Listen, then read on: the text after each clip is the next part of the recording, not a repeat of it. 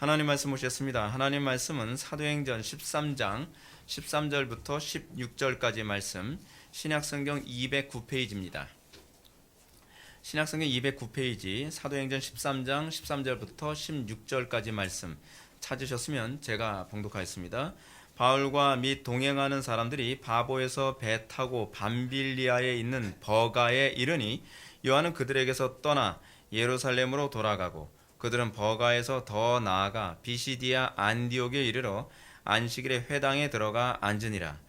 율법과 선지자의 글을 읽은 후에 회당장들이 사람을 보내어 물어 이르되 형제들아 만일 백성을 권할 말이 있거든 말하라 하니 바울이 일어나 손짓하며 말하되 이스라엘 사람들과 및 하나님을 경외하는 사람들아 들으라. 아멘. 이 시간은 사도행전 86번째 강의가 되었습니다. 사람들아 들으라 라는 제목으로 하나님 말씀 증거하도록 하겠습니다. 사람들아 들으라. 지난 시간부터 우리는 바울의 1차 전도 여행을 살펴보고 있습니다. 여러분들이 이제 이 사도행전을 이제 접하게 되면서 바울의 그 전도 여행이라는 것을 이제 개념을 벌써 잡아야만 합니다. 바울의 전도 여행이 3차에 걸쳐서 이루어집니다. 1차 전도 여행, 2차 전도 여행, 3차 전도 여행이 일어나는데 이 세 차에 걸어진 이 전도 여행을 제가 여러분들 머릿속에 완전히 그 못을 박아놓기 위해서 지도를 제가 사용해가지고 항상 지도를 보실 때 항상 순서대로 쭉쭉쭉쭉 나가서 계속 반복해서 할 거예요. 그래서 아무리 멀리 가도 스타트부터 시작해서 쭉쭉쭉쭉쭉 이렇게 가는 방식으로 지도를 보여드려서 여러분들이 사도행전 강의가 딱 끝나고 나면 1차 전도여행 하게 되면 머리에 그림 지도가 딱 떠오르고 2차 전도여행 하게 되면 머리에 지도가 딱 떠오를 수 있도록 그렇게 여러분들한테 좀 설명해 드리려고 합니다.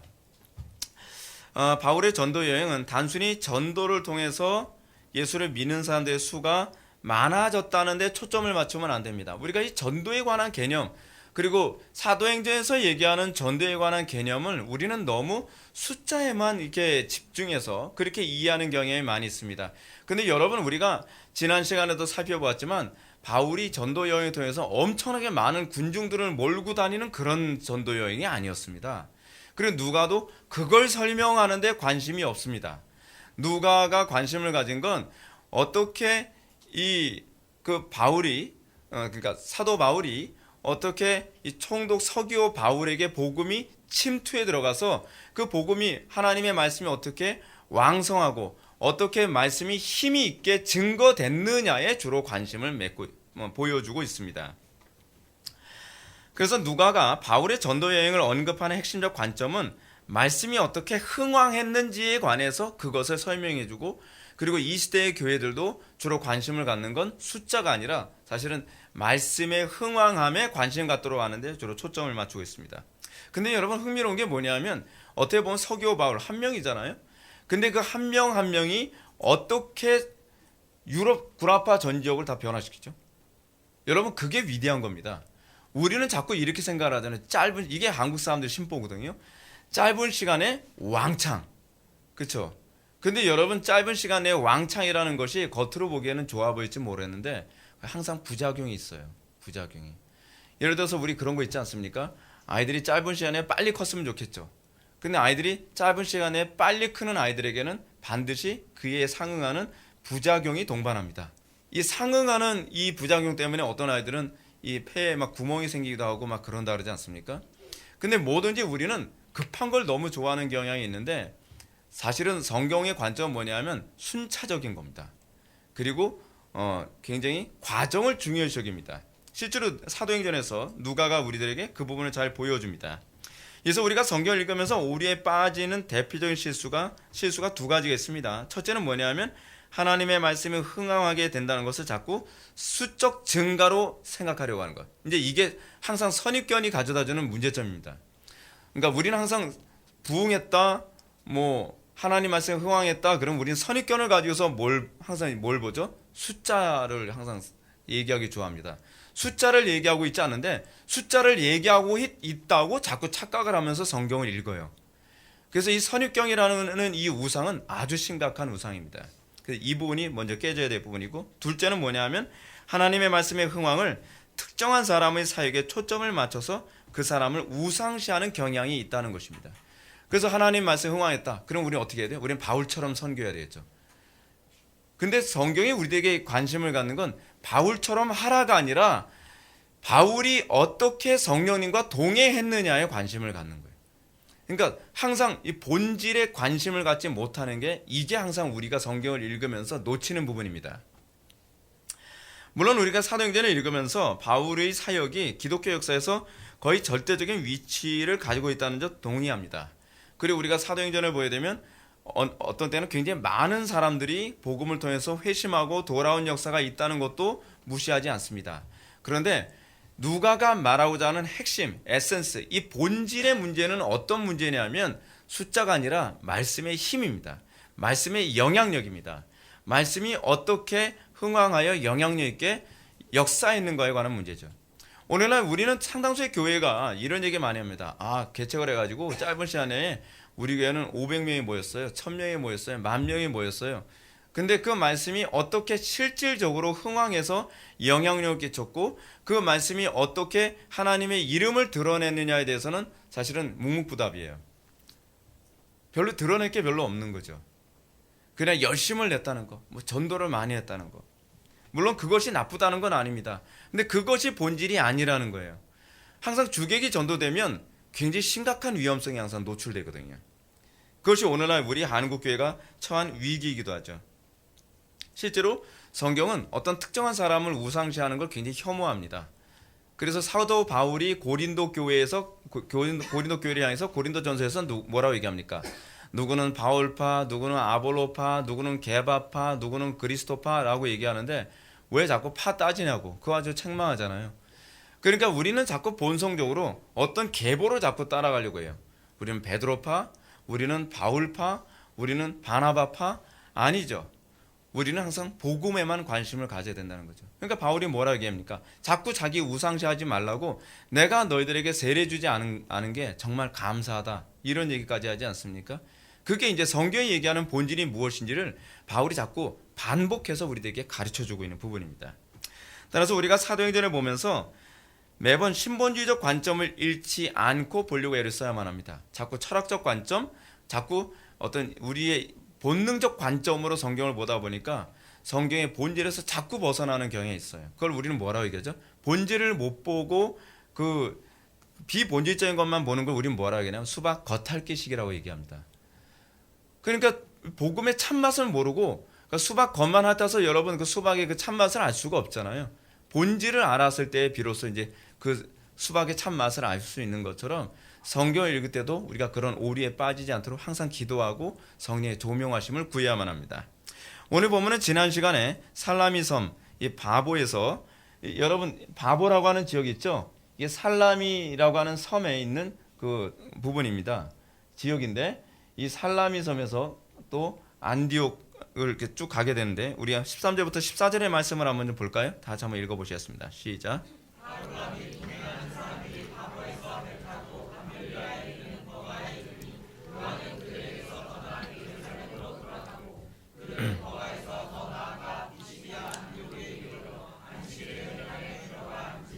아멘. 살라미에서 큰 승리를 거둔 바울의 일행은 이제 밤빌리아에 있는 버가에 도착합니다. 지도를 한번 보고 그 행선지를 한번 볼까요? 네. 우리가 지난 시간에 살펴봤던 부분이 안디옥에서 살라미라고 하는 섬으로 이동한 것입니다. 이 안디옥 하게 되면 안디옥이 두 개 있어요. 우리 아들도 이제 그 질문하는데 아빠 안디옥이 두 개예요. 맞습니다. 안디옥이 두 개인데 첫 번째 안디옥과 두 번째 안디옥을 사실은 똑같은 명칭을 사용하기 때문에 우리는 성경을 볼 때 항상 어떻게 이해를 해야 되냐면 안디옥을 수리아의 안디옥, 첫 번째 안디옥을 수리아의 안디옥이라고 보고 그리고 저쪽을 오늘 본문에서도 언급하고 있는 것처럼 비시디아 안디옥이라고 그렇게 구분해서 그렇게 설명을 합니다. 그래서 여러분들이 안디옥을 떠올릴 때 비시디아 안디옥 하게 되면은 그 서쪽 방향에 있는 저 안디옥이 저희가 이제 비시디아 안디옥이고 그리고 동쪽 방향에 있는 이 안디옥이 사실은 수리아의 안디옥이라고 그렇게 이해하시면 됩니다. 그래서 이 명칭이 같기 때문에 이 명칭을 구분할 때 앞에다가 또 다른 지역 명칭을 어디의 안디옥이라는 부분을 붙여서 얘기합니다. 지난 본문부터 누가는 사울의 이름을 헬라식으로 기술합니다. 어떤 설교자는 바울의 이름을 은혜롭게 설명하기 위해서 뭐 사울이라는 이름이 바뀌어서 뭐 바울이 됐다 그러는데, 뭐 잠깐 그 얘기 하기 전에 한번 먼저 행선지부터 좀 더 선명하게 먼저 보고서 얘기합시다. 예, 여기가 바로 이제 아탈리아라고 하는 부분, 버가라고 하는데, 이 버가라고 하는 지역이 어디는 밤빌리아 지역입니다. 무슨 옛날에 밤빌리아 무슨 선교회 같은 게 있었는데 이단이거든요.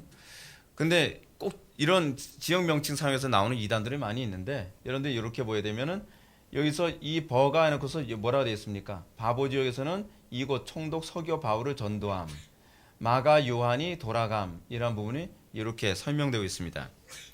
자, 그래서 아까 하던 얘기 다시 돌아갑시다. 바울이라고 하는 이름이 비로소 언급됩니다. 어디서부터 언급되죠? 잘 보시게 되면 살람이라고 하는 섬에서부터 비로소 언급됩니다. 살람이라고 하는 섬에 가기 전까지 바울이라는 이름은 한 번도 나오질 않아요. 주로 사울이라고 얘기합니다. 왜냐하면 이 지역 그 이유를 우리는 어떻게 보냐면 드디어 이제 로마 지역 이방 세계로 들어가기 때문에 이방인들에게 익숙한 이름으로 바울이라고 하는 이름을 사용한다는 것이죠. 근데 어떤 목사님들은 이렇게 얘기합니다. 사도 바울이 은혜를 받고 나서 사울이 변하여 바울이 됐다. 많이 들은 얘기죠. 이런 얘기는 얼마나 잘 퍼지는지, 비성경적인데도 정말 누룩이 퍼지듯이 얼마나 잘 퍼지는지 모릅니다. 그러면서 뭐라고 얘기해요? 사울이라고 하는 이름은 스스로 큰 자다라고 하는 이름인데, 그 사울이 나중에 은혜 받고 나니까 겸손해져가지고 스스로 작은 자다, 뭐 그렇게 이름을 개명했다는 거예요. 근데 그렇지 않아요, 여러분. 근거가 없어요. 사울이라고 하는 이 히브리식 이름은요, 어떤 뜻이냐면 이 구걸하는 자, 그런 뜻이에요. 그러니까 여러분, 큰 자다 이런 뜻은 없습니다. 오히려 굉장히 이게 겸손한 이름이에요. 구걸하는 자. 근데 그 이름이 사울이라는 이름으로 다시 바뀐 이유가 뭐냐면, 이 사울의 여러분, 바울이 왜 사울이라고 하는 이름을 갖게 됐을까요? 그거는 지파 때문에 그렇습니다. 그러니까 유대인들은 자기 지파의 조상의 이름을 그대로 사용하거든요. 계속 사용해요. 근데 사울이 어느 지파 사람이죠? 베냐민 지파 사람이었단 말이에요. 베냐민 지파 사람이다 보니까 부모가 바울의 이름을 질 때 이 사울이라고 이름을 져준 거예요. 근데 바울이 얘기했던 것처럼 바울은 태어날 때서부터 로마인 그 시민권을 얻게 됐거든요. 로마인 시민권을 얻다 보니까 자동적으로 어떤 이름을 또 받게 됩니까? 로마식 이름을 또 갖게 되는 거예요. 그러니까 마치 이거와 똑같지 않습니까? 한국 사람이 미국에서 딱 태어났어요. 부모님이 다 한국 사람이에요. 그래서 부모님이 자기 아들 이름을 예를 들어서 뭐 흔하게 얘기해서 뭐라고 딱 졌다고 칩시다. 홍길동이라고 졌다고 쳐요. 홍길동이라고 졌는데, 이 홍길동이라는 이름은 한국 사람들 사이 안에서 불려지는 이름이고, 미국 사람들 사이 안에서는 뭐 제임스라든지 존이라든지 그런 이름을 또 이름 짓지 않습니까? 이게 그 당시에 그런 풍토예요. 그래서 사도 바울이 이방 세계 안에 들어가서는 이제는 히브리식 이름을 사용하기보다는 헬라식 이름을 사용하다 보니까 누가도 여기서 이 바울이라고 하는 이름으로 처음에는 뭐로 바뀌죠? 혼란스러워할까 봐요. 바울이라 하는 사울 또는 사울이라는 바울, 이런 식으로 한번 언급하고 그 다음서부터는 계속 바울이라는 말로 이름을 계속 호칭합니다. 자, 그러면 이제 여러분들이 갖게 되는 질문이 이것입니다.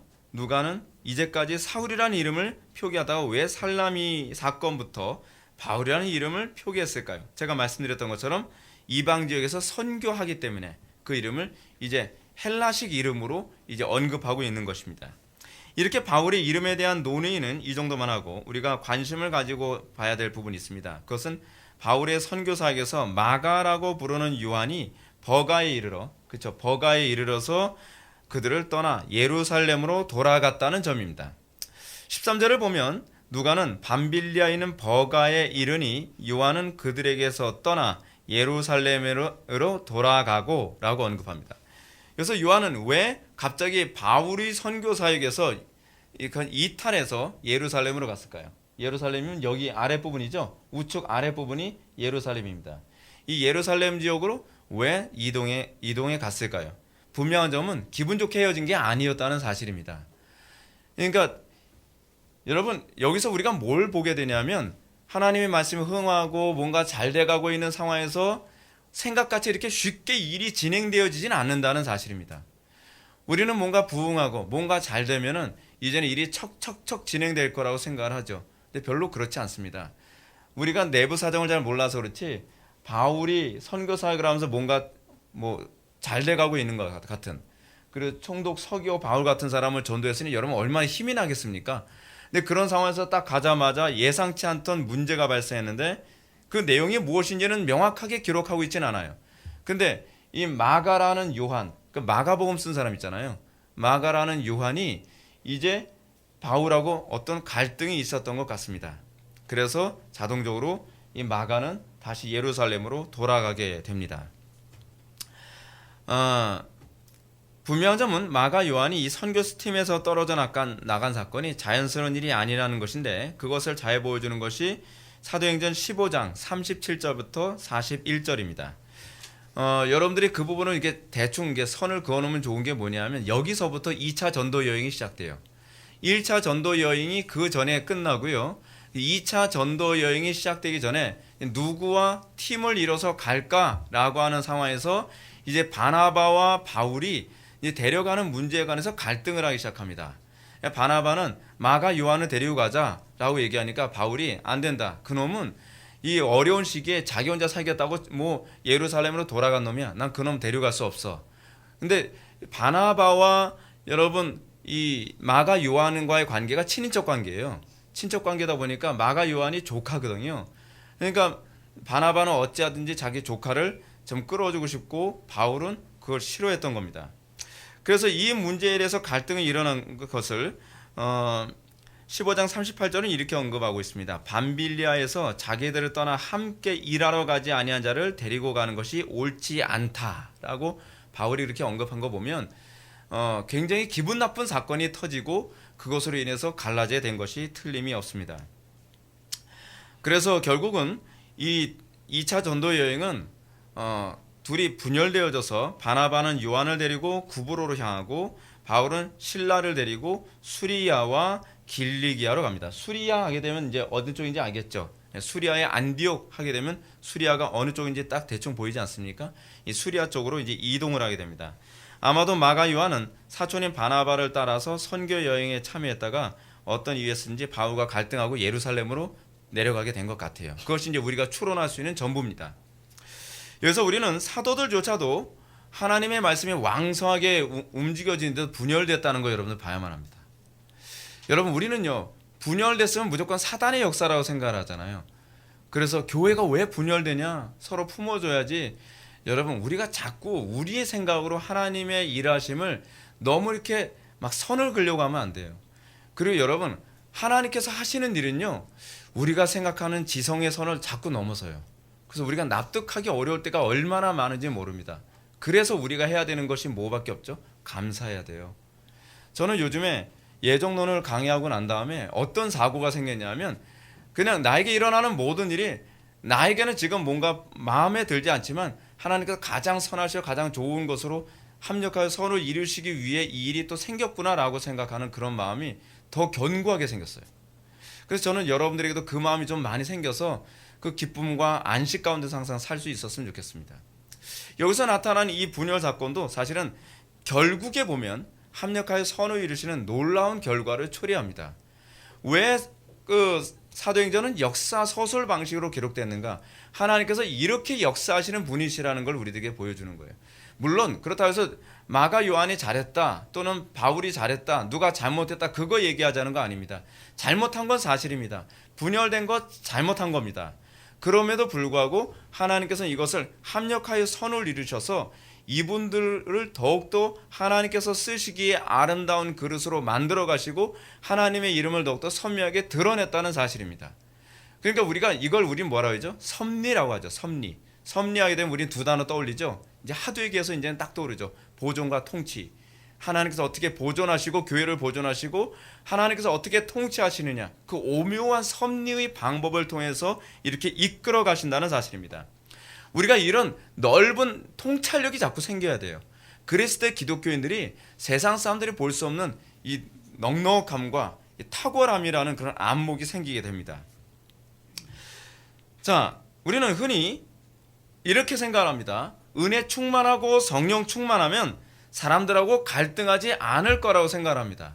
그렇죠?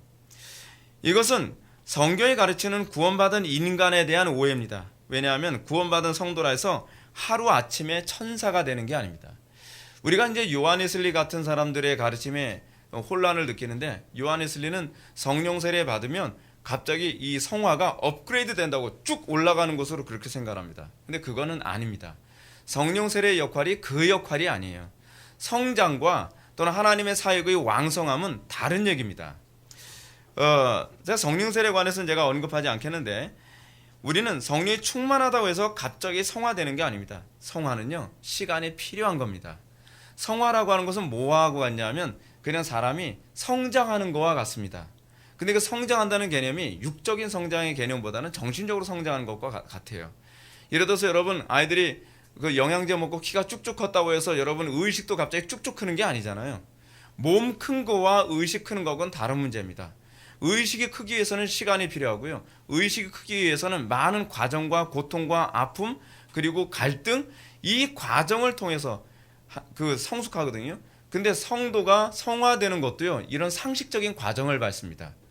우리가 생각했던 여러분, 우리가 성령 받으면 한순간에 딱 성화된다고 생각하는 이 개념이 오히려 어디에 가까운 개념이냐면 로마 가톨릭의 주입교리, 은혜의 주립교리에 더 가까운 교리입니다.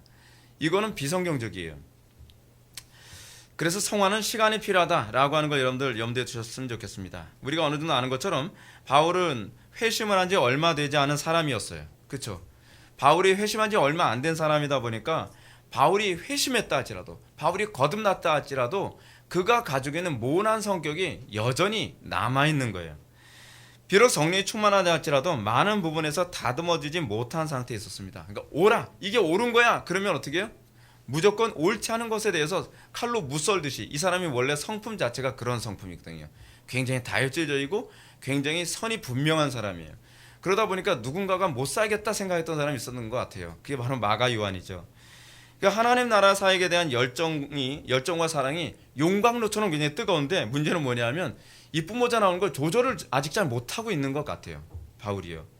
그렇기 때문에 바울은 디모데후서 4장 11절에 가면서요, 시간이 가면서 점점 사람을 품는데 노련해지고 점점 넉넉해지는 것을 잘 보여줍니다. 노련에 바울은 자신의 모습을 회개하면서 마가 요한을 품는 모습을 이렇게 보여줍니다. 누가만 나와 함께 있느니라. 내가 올 때에 마가를 데리고 오라. 그가 나의 일에 유익하니라. 시간이 지나면서 점점 사람이 넉넉해집니다. 시간이 지나면서 점점 품위가 있어져 갑니다. 예수를 믿으면서 우리에게 나타나는 것이 무엇인지 아십니까? 고난을 많이 겪어서 세속화되는 것이 아니라, 고난을 겪으면 겪을수록 그 안에 은혜가 들어가면 깎이면서 다듬어지면서 점점 더 거룩해지고 경건해져 갑니다. 신앙생활하면서 여러분 고난 있는 거 싫죠? 근데 그 고난을 베드로는 뭐라고 얘기하냐면 그것이 이 땅에서 신자가 받는 하나님의 심판이라고까지 얘기합니다. 어떤 심판이죠? 우리의 타락한 죄성에 대한 심판이에요. 그러면서 우리가 다듬어지고, 그러면서 점점 경건해져 가서, 그래서 예수를 오래 믿으면 더 그리스도를 닮아가야죠. 그 예수를 오래 믿었다고 하는데 그 모습에서 점점 세속화되고 있다. 그러면 그 안에 성령님이 거하고 계신지 좀 질문을 던질 필요성이 있는 것 같아요. 성령님이 거하시면 고난을 겪으면 겪을수록 더욱더 거룩해져 갑니다. 고난을 겪으면 겪어갈수록 주님에 대한 이해가 점점 더 깊어져 갑니다. 그것이 우리가 바울에게서도 발견해야 되는 부분이기도 합니다. 그래서 바울은 어떻습니까? 세월이 지나면서, 나이가 들어가면서 자신에 대한 인식도 점점 달라집니다. 어떻게 인식이 달라지죠? 나는 모든 사도들 중에 지극히 작은 자로다 라고 말을 시작했던 사람이 이 노년에 순교하기 전에는 뭐라고 성경에 글을 남겼냐면, 나는 지극히 작은 자 중에 작은 자? 아니죠. 더 가죠. 어디로요? 난 죄인 중에 괴수다 까지 갑니다. 예수를 믿는다는 것은 점점 그리스도를 알아가고 점점 더 그리스도에 대한 인식이 깊어지는 거예요. 그래서 내가 더 선명하게 보이는 거죠. 여러분들이 얼마나 성화됐느냐를 알게 되는 건 뭐로 알 수 있을까요? 여러분들이 얼마나 착해졌냐가 아닙니다. 여러분들이 얼마나 하나님 앞에서 죄악된 존재인지가 선명하게 보이는 겁니다. 내가 얼마나 죄악된 존재인지 선명하게 보이지 않는데 어떻게 교정 작업이 일어날 수 있어요? 어떻게 의원을 필요로 할 수 있겠어요? 어떻게 우리가 하나님의 은혜를 더 열망할 수 있겠냔 말이에요.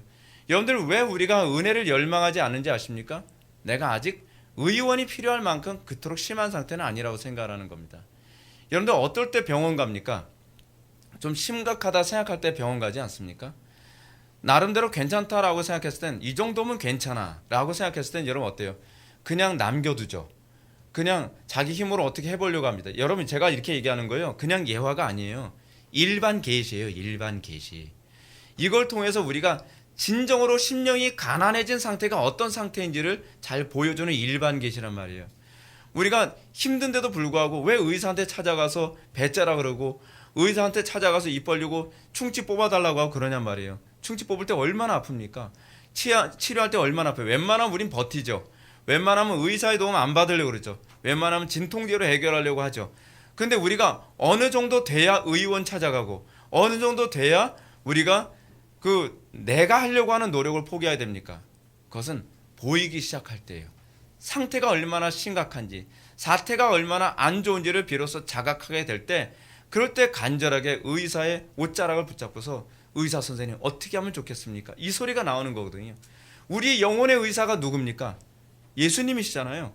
근데 우리가 왜 예수님 그토록 절실하게 붙잡지 않죠? 아직 안 보이는 거예요. 내가 그렇게 심각하다고 안 보이는 겁니다. 그냥 내 힘으로 뭔가 치료할 수 있는 것 같은 거예요. 그냥 밥 잘 먹으면 되지. 하룻밤 푹 자고 나면 괜찮을 거야. 뭐 이 정도로 내 방법으로 뭔가 해결하려고 하다 보니까 여러분들이 그리스도를 붙잡는 게 뭔지를 잘 모르는 거란 말이에요. 근데 우리가 성령의 조명하심을 점점점 받으면 어떤 현상이 나타나냐면 의지할 것뿐일세라는 고백이 나와요. 사도 바울처럼 내가 죄인 중에 계시다라고 보는 건 어떤 얘기죠? 인간의 전적 타락을 선명하게 보는 거예요. 나는 하나서부터 열까지 사도 바울이 로마서 7장에서 내 속에 7장이었나요? 내 속에 선한 것이 하나도 없더라는 거예요. 근데 여러분 우리가 봤을 땐 사도 바울 천사처럼 보이잖아요. 근데 그게 아니죠. 하나님을 가까이 만나면 만날수록 우리는 내 속에 선한 것이 없고 하나님을 가까이 만나면 가까이 만날수록 나는 그리스도 없이는 살 수 없고 내가 하나님을 가까이 만나면 가까이 만날수록 우리는 기도 쉴 수 없는 존재라는 것을 자각하게 되는 것입니다. 그래서 성화와 기도와 말씀 이 모든 것이 따로 가질 않아요. 다 같이 가게 됩니다. 자, 하여간 우리는 여기서 중요한 상식적인 사실을 배워야만 합니다. 거듭난 사람이라고 해서 하루아침에 천사가 되는 것이 아니라는 것이죠. 거듭난 사람들도 지속적인 가르침과 보호와 훈련이 필요합니다. 신자들도요, 판단의 오류가 있을 수 있습니다. 다른 지체들과 갈등할 수도 있고요, 분열할 수 있습니다. 분열을 냈기 때문에 저 사람 불신자인가 보다 그렇게 생각하지 마세요. 저 사람이 오류에 빠졌기 때문에 저 사람이 불신자인가 보다 중생하지 않았나 보구나 그렇게 보지 말란 말이에요. 신자들과 갈등하기 때문에 저 사람 거듭나지 못한 사람인가 보다 그렇게 보는 문제가 아니에요. 그건 아직 미성숙해서 그런 거예요. 시간이 가면서 점점 더 넓어지고 시간이 가면서 점점 더 성숙해져 가는 것이죠. 여러분 어떻습니까? 어릴수록 싸움 많이 하죠. 애들하고요. 싸움 많이 하기 때문에 넌 죽은 놈이야 그러지 않잖아요. 아직 어리기 때문에 맨날 치고받고 싸우고 형제들끼리 맨날 싸우고 맨날 사고치고 맨날 엉뚱한 소리하고 판단력 어설프고 그러잖아요.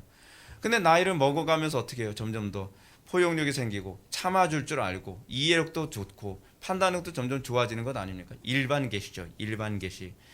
이런 차원에서 거듭난 신자에게 교회의 어머니 역할이 왜 필요한지를 알 수 있습니다. 저는 그래서 무교회주의는 아주 심각한 이단적 사상이라고 생각을 합니다. 신자는 구원받은 그 시점부터 교회를 통해 어머니와 같은 보살핌을 끊임없이 받아야만 합니다. 교회 형제들을 통해서 갈등하는 과정을 통해 성숙해지고 다듬어지는 과정이 필요합니다. 또 지속적인 가르침과 훈육이 필요합니다. 이 과정을 통해서 성도는 더욱 거룩해지고 성숙해지게 됩니다. 간혹가다 사람들이 이런 생각을 합니다. 교회에 왔는데 교회에서 왜 갈등하는 일이 생겨요? 교회로 왔는데 왜 교인들은 다 천사가 아닌가요? 교회에서도 어떻게 이런 문제가 있을 수 있어요? 있을 수 있어요. 똑같이 있을 수 있어요. 교회는 문제가 없기 때문에 교회가 아니라 문제를 처리하고 해결하는 방식이 다르기 때문에 교회일 뿐이에요. 우리는 교회 안에 있는 사람들은 다 천사일 거라고 생각을 해요. 아니요. 교회 안에 있는 사람들도 세상 사람들과 똑같은 문제를 가지고 다 온 거예요. 왜요? 교회는 죄인들의 모임이에요. 의인들의 모임이 아니란 말이에요.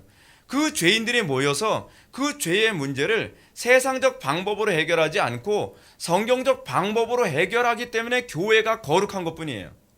교회의 거룩이라고 하는 것, 교회가 세상과 구별됐다는 것은 죄를 처리하는 방식에서의 구별됨이지 그들이 남들보다 더 착하기 때문만은 아니에요. 교회 안에도 똑같은 문제를 담지하고 있어요.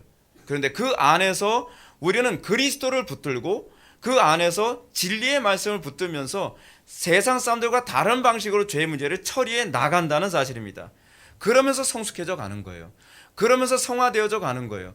그러면서 우리는 더욱더 주님의 형상을 닮아가게 되는 것입니다.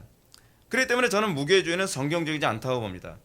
구원을 받으면 그 다음부터 자기 혼자 신앙생활 해도 된다는 것은 전적으로 이단적인 사고방식입니다. 개혁자들의 가르침처럼 성도는 교회 안으로 구원을 받는 것입니다. 가톨릭 교회가 구원을 준다고, 가톨릭 교회는 어떻게 하죠? 교회가 구원을 준다고 하지만 우리는 교회 안으로 구원을 받는다고 얘기를 하죠. 개혁파 교회는 구원받은 성도는 교회와 한 몸을 이루게 된다는 차원 안에서 교회 안으로 구원받는다고 얘기를 하는 겁니다. 그래서 구원받으면 어떻게 해요? 나와 유전인자 같은 지체들과 함께하기를 원하죠. 그래서 내가 구원받았다는 건 교회 안에 들어옴으로써 확증되는 거예요. 교회가 구원을 주는 것이 아니라 구원받은 자가 교회 안으로 들어오길 기뻐하는 것이죠. 그러나 가톨릭은 뭐라고 얘기하죠? 교회가 구원을 준다고 함으로써 교회가 하나님 역할을 하는 것처럼 그렇게 가르치죠. 물론 가톨릭에서 얘기하는 교회는 성도들의 모임이 아니에요.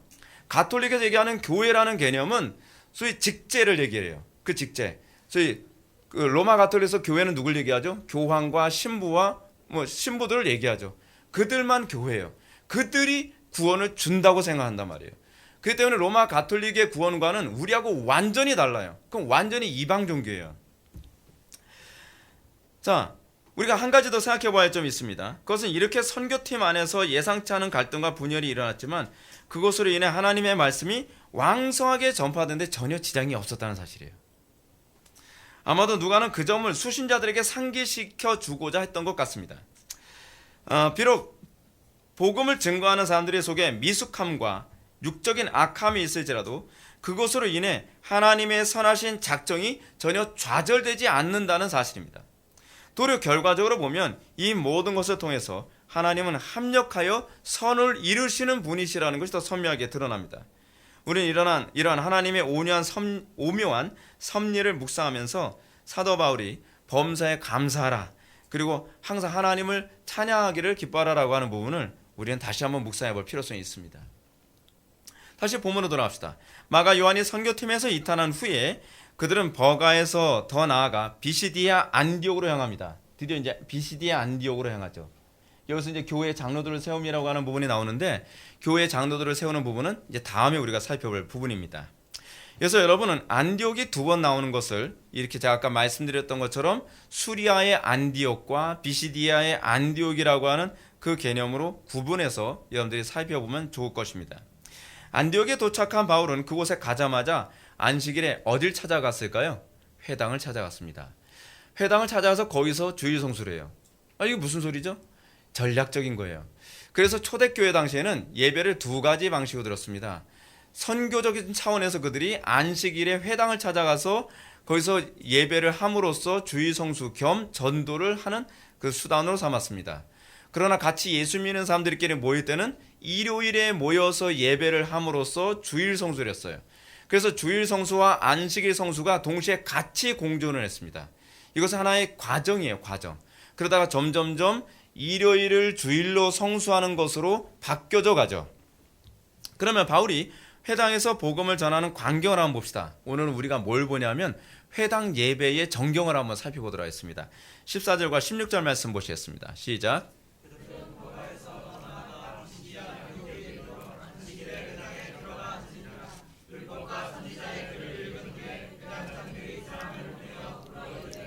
형제들아, 만일 백성을 권할 말이 있거든 말하라 하니 바울이 일어나 손짓하며 말하되 이스라엘 사람들과 및 하나님을 경외하는 사람들아 들으라. 아멘. 본절은 회당 예배를 그대로 잘 이렇게 복원해서 우리들에게 언급하고 있습니다. 유대인들의 이 회당 예배의 순서를 보게 되면 유대인들의 회당 예배의 첫 번째 순서는 뭐냐면 쉐마를 낭독하는 겁니다. 쉐마라고 하는 이 단어는 히브리어로 어떤 뜻이냐면 듣고 행한다. 그 우리 한자어로 뭐라 그러죠? 청종한다 그러죠. 청종. 그래서 쉐마를 가장 잘 표현한 것은 들으라가 아니라 청종이에요. 청종. 듣고 행하라 라고 하는 겁니다. 그래서 여러분들 유대인들 쉐마 교육 그런 거 많이 들었죠? 바로 요겁니다. 항상 회당 예배 때는 쉐마를 계속 반복해서 이 사람들은 읽습니다. 그래서 쉐마는 신명기 6장 4절부터 9절까지를 소위 쉐마라고 얘기합니다. 왜냐하면 시작을 이렇게 얘기하죠. 이스라엘아 들으라. 그 쉐마라가 여기서 나옵니다. 우리 하나님 여호와는 유일한 여호와시니 너는 마음을 다하고 뜻을 다하고 힘을 다하여 내 하나님 여호와를 사랑하라. 오늘 내가 네게 명하는 이 말씀을 너는 마음에 새기고 내 자녀에게 부지런히 가르치며 집에 앉아 있을 때든지 길을 갈 때든지 누워 있을 때든지 일어날 때든지 이 말씀을 강론할 것이며 너는 또 그것을 내 손목에 메어 기호를 삼으며 내 미간에 붙여 표로 삼고 또 내 집 문설주와 바깥문에 기록할지니라. 이거를 매번 이 회당 예배 때마다 낭독을 합니다. 그리고 이렇게 쉐마가 낭독된 후에 특정한 기도문을 읽고 그 다음에 율법서를 읽습니다. 율법서, 십계명이겠죠. 또는 십계명이 아니라 율법서, 소위 모세 오경에 나오는 어떤 율법서를 읽고 그리고 그 율법서와 상응하는 선지서를 읽습니다. 그래서 소위 율법서에 대한 해설과 같은 것으로 선지서를 읽는 거예요. 그리고 그 선지서를 읽은 다음에 설교가 있게 됩니다. 설교는 누가 하는가? 그 회당장이 설교하지 않습니다. 회당장이 설교하지 않고 설교는 주로 이제 랍비들이 돌아다니거든요. 랍비들이 돌아다니면 랍비가 어디에 왔다 하게 되면 랍비를 초청해서 그 본문을 가지고 설교를 할 수 있도록 요청을 합니다. 예수님 같은 경우에도 회당에 가서 이 과정이 그대로 있었죠. 그리고 선지서를 딱 읽고 나니까 예수님이 그 선지서를 가지고 또 설교하시는 장면을 우리는 성경에서 복음서에서 우리는 쉽게 발견할 수 있습니다. 근데 그날에는 랍비가 없었던 것 같습니다. 그래서 외부에서 온 유대인 2명을 보면서 형제들이여 당신네들이 할 얘기가 있는가? 라고 하는 요청을 하게 됩니다. 그렇게 하면서 회당에서 복음을 전할 기회를 얻게 되죠. 근데 복음을 전할 기회를 얻는데 문제는 뭐냐면 그 당시에는 이제 소위 예수를 전한다는 것이 그 사람들한테는 별로 보편적이지 않은 상황이다 보니까 이 형제들이 와서 예수 전할 거라고 하는 건 전혀 예측하지 못했던 겁니다. 사도 바울 같은 사람들이 와서 예수를 전하고 나면 그 다음부터는 그 안에 굉장히 많은 분란이 생기고 다시는 회당에서 설교하지 못하도록 딱 금지를 시켜버리고 맙니다. 이런 방식을 거쳐가면서 사도들은 전국을 순회해 가면서 회당에서 설교를 해서 복음을 전할 수 있는 기회를 삼습니다. 근데 여기서 사도 바울은 설교를 하기 전에 회중들을 향해서 이렇게 얘기합니다. 이스라엘 사람들과 및 하나님을 경외하는 사람들아 들으라 라는 말로 시작합니다. 여기에는 회당 예배에 참여하는 부류가 어떤 부류인지를 보여줍니다.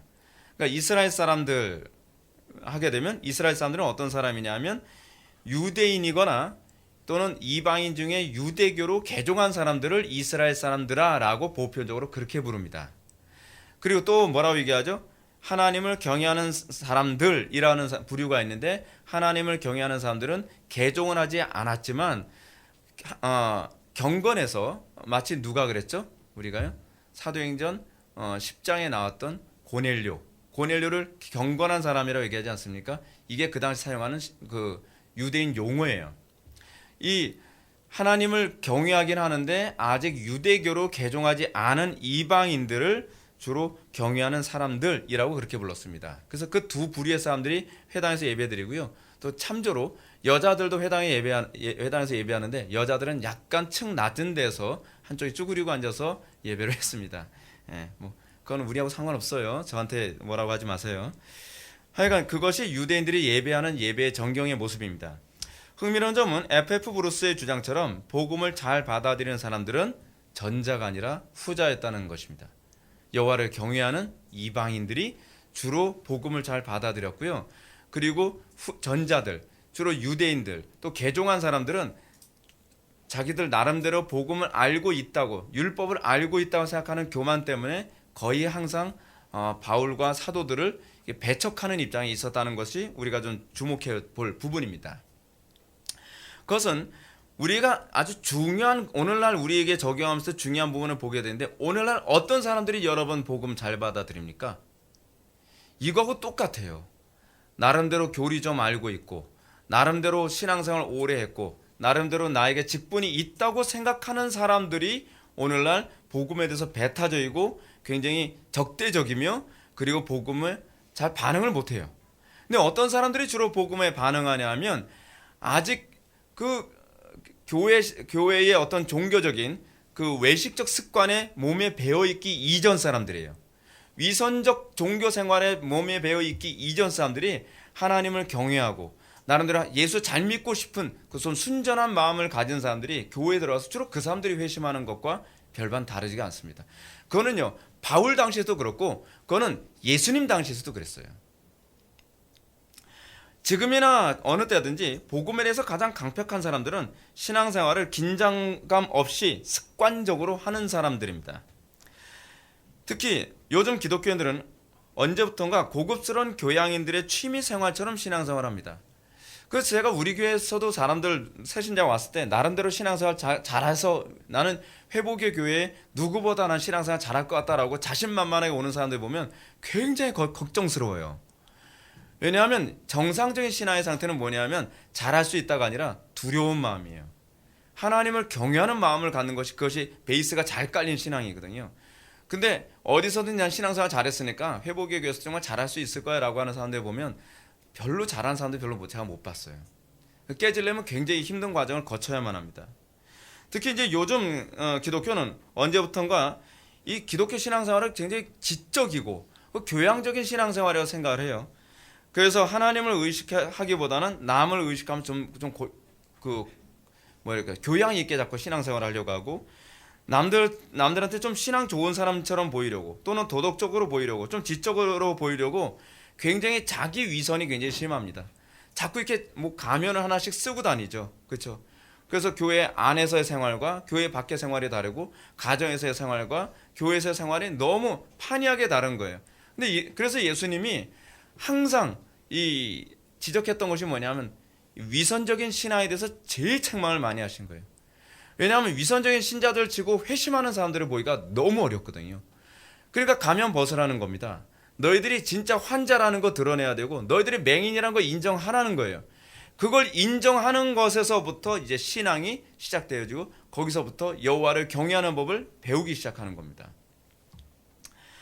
신앙의 본질, 믿음의 비밀 이런 사람들은 별로 없죠. 그리고 항상 자에게 있는 것처럼 항상 감추고 있죠. 유대교 안에서 종교 생활에 너무 오랜 세월 동안 익숙해진 유대인들은 이런 위선 문제 때문에 예수님께 이런 책망을 들었습니다. 잘 들어보십시오. 그들은 말만 하고 행하지 아니하며 이것이 이제 위선적인 신자의 전형적인 모습이에요. 가르치긴 굉장히 잘하죠.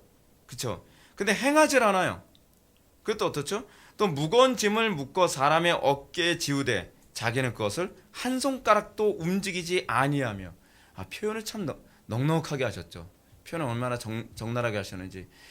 율법이 이거야 이놈들아. 간음하지 말라니까 도둑질하지 말라니까 하면서 무거운 율법의 진을 다른 유대인들한테 딱 지어주면서 자기는 손가락 하나 그 율법을 지키고자 하는 몸부림 하나 안 친다는 거예요. 여러분 제가 여러분한테 그 말씀 드렸죠. 율법을 지킨다는 게 어느 정도로 힘들어요? 주의 계명을 지킨다는 게 얼마나 힘들어요? 우리가 교리에 충실해 살아간다는 게 얼마나 힘들어요? 우리 힘으로 못할 수준이에요. 하나님의 은혜 안에서 녹여내는 그 녹여서 우리의 살과 피가 되는 건 하나님의 은혜의 용광로만 해낼 수 있는 일이란 말이에요. 근데 자기는 손가락 하나 까딱하지 아니하고 멋지게 가르치죠. 그 잔치의 윗자리와 회당의 높은 자리와 시장에서 문안받는 것과 사람에게 랍비라 칭함받는 걸 좋아하죠. 남들 앞에 신앙 좋고 굉장히 지적이고 굉장히 괜찮은 사람인 것처럼 허세를 떨죠. 특히 우리나라 문화 자체가 허세 문화잖아요. 우리나라 문화가 자꾸 없는 것 자꾸 있는 것처럼 보이려고 하는 그런 문화 아닙니까? 그러다 보니까 우리나라 사람들은 더 이 위선적인 문화가 이 교회 안에 쉽게 팽배해져 있는 것 같습니다. 특히 우리 개혁파 교회가 문제예요. 저는 개혁파를 굉장히 사랑합니다. 근데 전통적인 개혁파 교회는 그렇지 않았는데 우리나라의 개혁파 교회는 개혁파가 들어오면서 이 바리새적인 개혁파가 들어와 버리고 말았어요. 그래서 기도 죽어라고 안 하고 그리고 주의 이 율법, 이 계명 또는 교리를 삶 속에 적용하는 노력을 별로 안 해요. 책만 열심히 봐요. 책 열심히 보는 거 나쁘다는 거 아니에요. 근데 문제는 실천하기 위해서 책을 보는 것과 남에게 아는 척하기 위해서 책을 보는 건 별개 문제거든요. 오늘날 개혁파 교회는 이렇습니다. 말만 하고 행하지 않습니다. 교리적 잣대로 잘못을 정확하게 지적을 해요. 얼마나 정확하게 지적하는지 핀셋으로 찝어내듯이 정확하게 지적을 해요. 그렇죠? 남의 눈에 티는 엄청 잘 보거든요. 근데 자기 눈에 들보가 안 보이는 거예요. 들보가. 그래서 개혁파 교회라고 하더라도 그들의 삶은 다른 교인들과 전혀 구별됨이라는 게 나타나지가 않습니다. 여러분, 개혁파 교회는 적어도 다른 복음주의 교회들과 좀 구별됨이 있어야 되는 것 아닙니까? 많은 사람들이 개혁파 교회를 기대 가지고 오는데 복음주의 교회하고 다른 거라고 하는 건 교리를 가르치고 신앙 고백서 가르친다는 것 이외에는 구별됨이라는 게 없다는 거예요. 그것 때문에 많은 사람들이 개혁파 교회에 대해서 굉장한 진절머리를 내죠. 특히 우리 개혁파 교회 목회자들은 무거운 짐을 묶어 사람의 어깨에 지우되 자기는 이것을 손가락 하나도 꿈쩍하려 하지 않습니다. 다 그렇다는 건 아니에요. 근데 그런 사람들이 너무 많다는 거죠. 다 그렇다라고 얘기할 수는 없죠. 제가 아는 분 중에서 굉장히 경건한 분들도 제법 있으니까요. 근데 너무나 많은 교회가 개혁파 교회라 하게 되면 브랜드 같고 좀 지적이고 그래서 사람들이 좋아할 것 같으니까 자꾸 그런 식으로 개혁파 목회를 하면서 개혁파 교회를 자꾸 욕을 먹이죠. 이게 이제 오늘날 개혁파 교회가 진짜 개혁해야 될 거예요. 맨날 써놓기는 그렇게 써붙이죠. 개혁된 교회는 항상 개혁돼야 된다. 누가 개혁돼야 되는 거예요 도대체? 주어가 없어요. 주어가. 거긴 투명한 주어가 보이거든요. 투명한 주어가. 그 투명한 주어가 누구죠? 나예요. 나. 내가 먼저 개혁되는 거예요. 내 교회가 먼저 개혁되는 거예요. 근데 우리는 거기에 주어가 you나 they로 돼 있어요. 신기하게요. 우리는 끊임없이 세상을 개혁해야 된다고 생각해요. 우리는 끊임없이 어떻게 타 교회를 개혁시켜야 된다는 거예요. 아니요, 틀렸어요. 나부터 개혁하는 거예요. 나부터. 정작 삶의 구석구석에 아무것도 개혁된 것 없는데 정말 진리를 얘기하고 또 개혁파 교회의 교리를 얘기하니까 우리는 개혁파 교회야. 참 과연 그것이 개혁파 교회일까요? 제가 정말 속이 터지는 건 우리 개혁파 교회들이 개혁을 외치면서 교리 운동을 하면서 다른 교회 타락을 열심히 지적하지만 정작 자기 목회자 안에서 다른 복음주의 교회들보다 특별하게 개혁된 것이 별로 없다는 겁니다. 뭐 특별히 개혁된 게 없어요. 특별히. 그냥 고작 개혁한다고 하면서 그런 거죠. 우리는 예배 순서가 다른 교회하고는 달라. 우리는 다른 교회하고 다르게 우리는 교리 공부하고 있어. 우리는 이 소위 그 신앙 문답서를 공부하고 있어. 우리는 교회사를 공부하고 있지. 아니 공부하고 있는 거 개혁한 거 좋아요. 근데 궁극적으로 그걸 왜 공부하냔 말이에요. 그걸 왜 배우냔 말이에요. 삶의 개혁을 위한 거 아닌가요? 그렇죠? 삶의 모든 영역, 성도들의 삶의 구석구석을 깊이 있게 다 개혁하는 데 초점을 맞춰야 되는데 삶의 개혁은 하나도 없고 형식적인 개혁만 하고 있는 거예요. 그러니까 요즘 개혁파 교회가 지적하는 이 탁월함을 통해서 사람들 사이에 어떤 칭찬을 듣기를 원하죠? 랍비라 칭함받는 걸 좋아하는 것 같아요. 그러면 안 돼요, 여러분. 우리는 선생 되는 데 관심 갖지 마시고 우리는 항상 배우는 자로서 관심을 가져야만 합니다. 실제로 제가 목회하면서 가장 복음 앞에서 목이 고든 사람들은요, 복음주의 진영 사람들이 아니에요. 소위 개혁파에서 신앙생활을 하고 왔다는 사람들을 보면 목이 고다가지고 목 부러지겠더라고요, 진짜. 개혁파 진영에서 나름대로 저는 옛날에 개혁파 교회 다녔어요. 신앙생활 열심히 했었죠. 뭐 아는 거 많아요. 뭐 이런 식으로 와요. 그래서 뭐 조나단 에드워즈를 뭐 책 읽는 대로 다 읽었고, 저도 기죽어요. 뭐 교회사 책 굉장히 많이 봤고요. 그리고 뭐 교리 책 굉장히 많이 봤어요. 정말 대단하죠. 대단한 학구파예요. 근데 문제는 뭐냐면 그것이 하나도 자기 삶에 녹아나지가 않고 있어요. 그럼 제가 그런 분들 보면 안타까운 게 뭐냐면 좀 모르고 좀 적게 아시더라도 아는 것만큼만 좀 살아도 되겠어요. 근데 사는 거엔 관심이 없고 많이 아는 거. 그럼 맨날 앉으면 식탁에 앉아서 맨날 자기가 읽은 책 얘기하고 자기가 뭐 요번에 무슨 책 읽었고 저는 요즘에 성경을 헬라어로 봅니다. 깨갱 꼬리 내리고 저는 히브리어로 봐요. 꼬리 또 내리고 내릴 때가 더 이상 없게. 근데 헬라어 히브리어로 읽으면 뭐예요? 그리고 또 교인들한테 또 헬라어 히브리어 또 가르쳐요. 근데 그래서 뭐 하자는 거예요 도대체? 근데 교인들은 더 교만해요. 하나님 앞에서 너무 교만하고 복음을 딱 전하면 설교 딱 들으면 다 아는 얘기인데 뭐 이게 뭘 알아요? 안다는 게 뭔데? 그렇잖아요. 안다는 건 삶에 녹여냈을 때 아는 거예요. 머리로 아는 것과 삶으로 아는 건 완전히 다른 얘기란 말이에요. 그렇지 않습니까? 여러분, 우리는 우리 삶 속에 그거 되게 많이 느끼잖아요. 오렌지 맛있죠? 그리고 시큼하죠? 그런 거 우리가 머리로 아는 것과 우리가 직접 먹고서 하는 건 완전히 다른 거잖아요. 차원이 다르거든요. 근데 다 아는 얘기인데요. 뭐 우리 목사님 뭐 아는 지식이 그것밖에 없나 봐요. 맨날 교리 얘기되면 그 얘기밖에 못 해요. 아니, 아는 게 저도 그거밖에 없어서 그런 건 사실인데, 저는 그 지식보다도 그 지식을 살아내는 데 더 관심이 있단 말이에요. 어떤 청교도 중에 어떤 사람이 그 항상 가방 들어주는 그 사람 항상 옆에 데리고 다니는 경우가 있잖아요. 비서식으로. 어떤 청년 하나 데리고 항상 설교하러 다녀요. 초청받아 설교를 하면 그 청년이 몇 번 다니다가 좀 식사해진 거예요. 아주 대단히 유명세가 있는 설교자거든요. 그러니까 어느 날 같이 이제 마주 앉아서 그런 얘기하는 거예요. 목사님, 한 가지 질문할 게 있습니다. 뭔데? 그랬더니 목사님 설교 너무 좋은데요. 왜 맨날 가는 데마다 같은 설교만 똑같이 하나요? 그러니까 그 목사님이 딱 한마디 했어요. 너 때문에.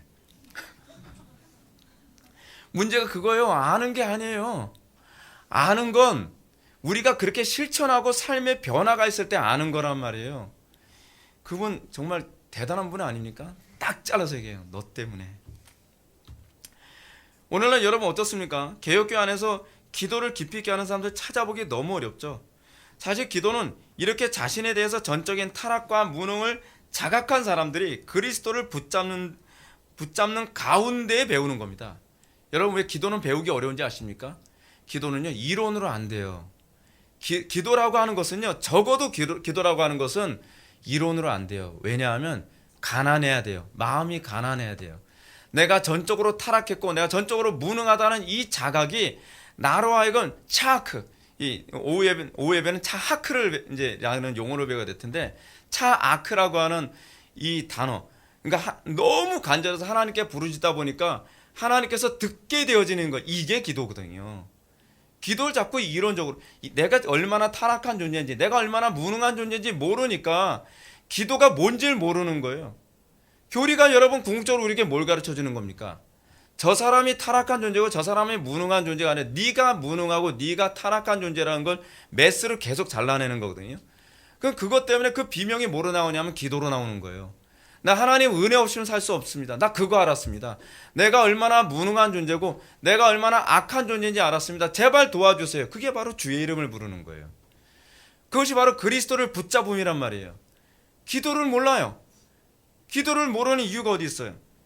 기도다운 기도를 알지 못하는 이유는 뭐냐면 이 교리를 통해서 나를 보는 것이 아니라 남을 보는데 이 핀셋으로 사용하기 때문에 그래요. 네 눈에 티가 잔뜩이야. 그것만 보이는 거예요. 내 눈에 들보가 있는 건 안 보이고요. 그러니까 요즘 개혁교회 그 교인들에게서 경건이 안 나타나잖아요. 경건의 능력이 안 나타나죠. 경건한 척을 하죠. 경건한 척. 그리고 그들에게 믿음의 비밀이 나타나지가 않죠. 믿음의 비밀을 알지 못해요. 사람들이 차갑고 굉장히 계산적입니다. 물론 개혁파 교회가 다 그런 건 아니에요. 빠져나갈 구멍을 제가 만들어주고 있는 건데, 예. 개혁파 교회가 다 그런 건 아니지만 여러분 상당수가 그러고 있는 걸 인정해야 돼요. 나는 아니겠지? 그 사람이에요. 오늘날 개혁파 교회의 현실은 경건보다는 지성에 더 많이 기울어져 있습니다. 소위 하나님께서 가장 혐오스러워하는 이 바리새인들, 이것이 오늘날 이 개혁파 교회의 교인들의 모습이 아닌가 싶어요. 그래서 제가 목회하면서도 우리 교회 교인들 바리새인 될까봐 얼마나 제가 신경 많이 쓰인지 모릅니다. 사랑하는 성도 여러분, 교리와 신학의 궁극적인 목표라는 것은 지적인 통찰력을 제시하는 데 있지 않습니다. 교리와 신학의 궁극적인 목표하는 것은 하나님을 경외하게 하는 데 있습니다. 하나님을 경외하는 것을 모르면 여러분들 교리 아무리 배워봐야 소용없습니다. 아직 교리의 ABC를 모르는 겁니다. 제임스 패커가 언급한 것처럼 하나님을 아는 지식의 핵심은 여호와를 경외하는 것입니다. 지식은 정보가 아니라 삶의 관계 속에서 알게 되는 지식이 참 지식입니다. 에피스테메 뭐 그런 거. 그러므로 예나 지금이나 복음에 열려있는 사람들은 지식을 가지고 있는 사람이 아닙니다. 하나님을 경외하는 사람입니다. 하나님을 경외하는 것은 잠언에서 언급하는 것처럼 여호와를 아는 가장 기초적이고 절대적인 베이스입니다. 이것이 없다면 모든 교리적 지식은 아무런 의미가 없습니다. 그런데 사도행전에서 유대교에 관심을 갖는 이방인들을 그렇게 언급하고 있습니다. 그들은 뭐라고요? 여호와를 경외하는 자. 그리고 실제로 이렇게 여호와를 경외하는 사람들이 주님을 먼저 영접합니다. 예수님께서 말씀하시죠. 바리새인들 보고서 너희들보다 세리와 창기가 하나님 나라에 먼저 들어가느니라. 그렇죠? 처음 된 자가 나중 되고 나중 된 자가 처음 되는 역사가 거기서도 그대로 나타나고 있는 것입니다. 여러분, 신앙생활에서 가장 경계해야 될 게 뭔지 아십니까? 교만입니다. 신앙생활에서 가장 경계해야 될 게 뭔지 아십니까? 내가 뭘 알고 있다고 착각하는 것입니다. 신앙생활에서 여러분 가장 경계해야 될 게 뭔지 아십니까? 내가 자꾸 남들에게 신앙 좋은 척 보이려고 애쓰는 것입니다. 정말 신앙 좋은 사람은요, 자기 자신이 죄인이라는 걸 압니다. 자기 자신이 무능한 존재라는 걸 압니다. 그래서 마음의 할례를 받는 것을 주저하지 않습니다. 마음의 할례가 뭐죠? 하나님 사랑하고 이웃을 사랑하는 것. 내 힘으로 아무것도 안 되고 오로지 주의 능력으로만 되는 것. 여러분들에게 이 놀라운 은혜가 주어지길 바랍니다. 이것이 바로 사도 바울이 설교하기 전에 들으라 라는 말로 시작한 이유입니다. 기도하시겠습니다. 사랑이 많으신 하나님, 우리가 오늘 시간 사도행전을 통하여서 교회 안에 은밀하게 침투해온 그 위선과 그 바리새적인 그 사고방식을 다시 한번 뒤돌아보며 우리 자신을 다시 한번 반성하게 됩니다. 하나님, 우리가 주의 말씀을 들을 수 있는 귀가 열리기를 원합니다. 우리가 듣고 잊어버리는 자가 아니라 듣고 행하여 반석 위에 집을 지은 그런 신앙으로 살아가기를 원합니다. 우리에게서 날마다 그 위선을 제거해 주시고 우리가 날마다 주님을 아는 그 지식, 그 믿음의 비밀이 우리 속에서 날마다 드러나게 하여 주옵소서. 예수님의 거룩하신 이름으로 기도올렵나이다. 아멘.